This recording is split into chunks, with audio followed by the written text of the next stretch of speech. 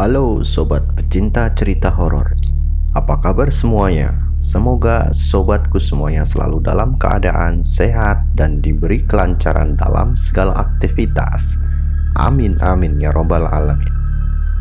Selamat datang di channel Ceritone Nyong, sebuah channel yang menceritakan kisah horor yang benar-benar dialami oleh narator sendiri dan orang-orang terdekatnya.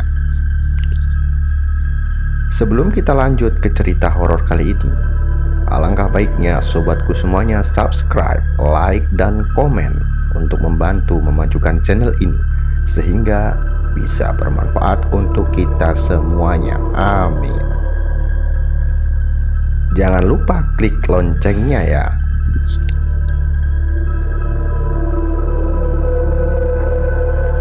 Kalimantan adalah salah satu pulau yang terkenal hutannya di Indonesia. Banyak hutan di Kalimantan yang dijadikan bisnis perkebunan, sehingga sebagian populasi hutan tergantikan oleh tanaman perkebunan.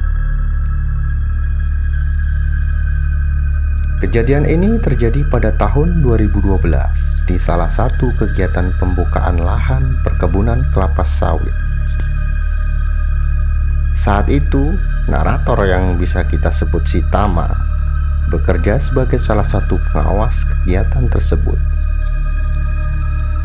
Kegiatan sehari-harinya adalah menyusun rangkaian rencana pekerjaan pembukaan lahan yang dalam dunia perkebunan disebut land clearing, mengawasi hasil pekerjaan dan mengawal proses pekerjaan tersebut.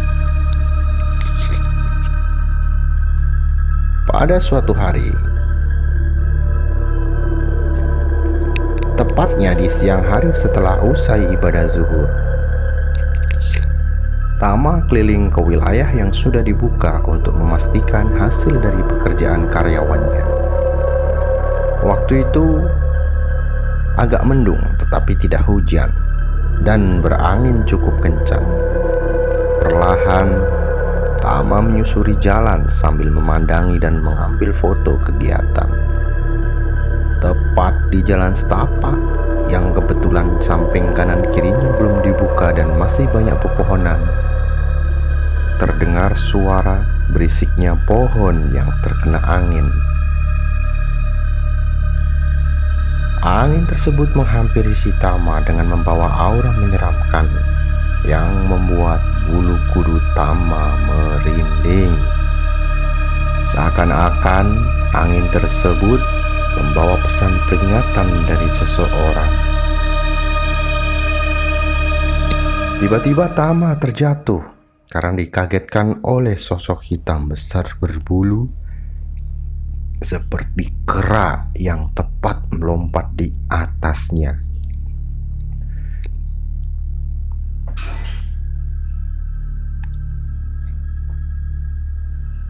Dan tak lama kemudian, Tama bergegas naik motor dan mempercepat lajunya karena dia begitu ketakutan.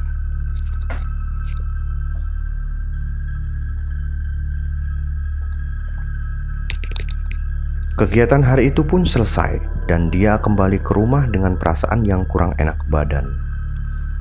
Terutama punggung dan leher belakang terasa pegal dan sakit, sehingga dia memanggil tukang urut setempat. Tidak seperti biasanya, tukang urut tersebut adalah langganan, dan biasanya setelah diurut, dia langsung merasakan badannya fit kembali. Tetapi kali ini berbeda. Setelah selesai diurut, rasa pegal dan sakit itu justru semakin menjalar ke pinggang dan lengan tangan bagian atas. Keesokan harinya, si Tama bertemu dengan orang pintar dan mereka mengobrol. Sebut saja namanya Dharma. Si Dharma melihat keanehan pada Tama dan menanyakan kondisinya. Akhirnya Tama cerita dari awal kejadian.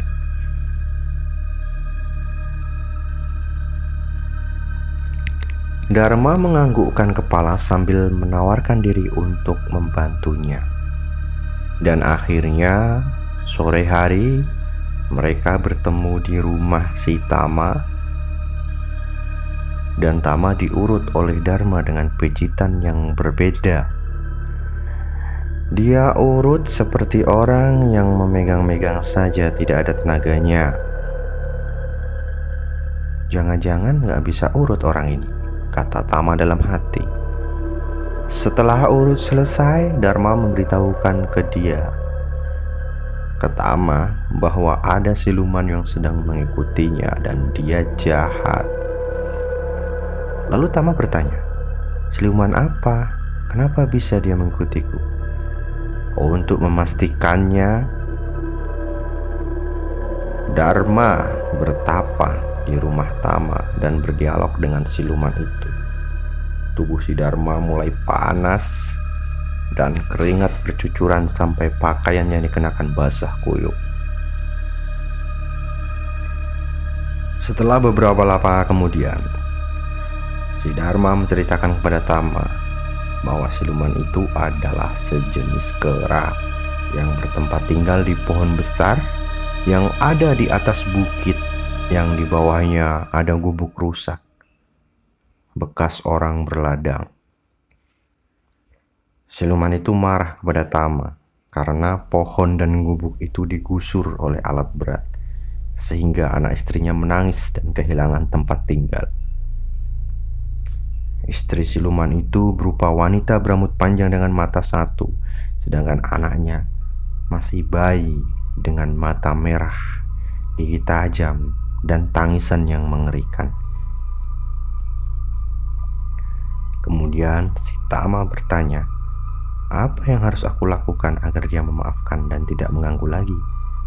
Dharma menjawab, kamu harus membuatkan sebuah gubuk kembali walaupun kecil, dan tanamkan di samping gubuk itu pohon kelapa sawit kembar yang bercabang.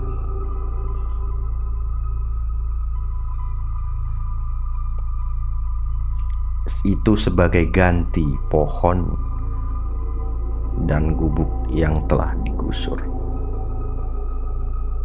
Dan wajib dilakukan oleh Tama sendiri dan operator alat berat yang menggusur tempat itu. Waktunya sore hari setelah asar.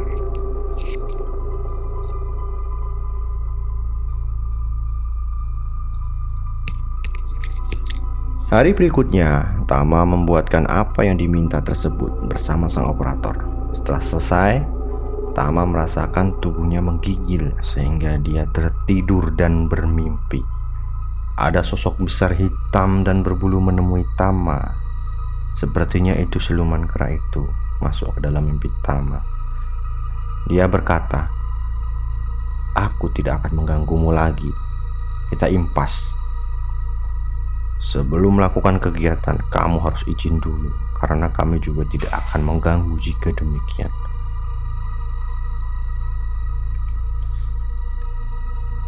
Begitulah ceritanya. Pelajaran yang kita dapat dalam cerita ini adalah ketika kita akan melakukan sesuatu kegiatan, hendaklah kita memohon perlindungan dan kelancaran kepada Allah atau berdoa. Dan tidak ada salahnya ketika kita ingin menggusur atau membongkar sesuatu, kita harus izin terlebih dahulu.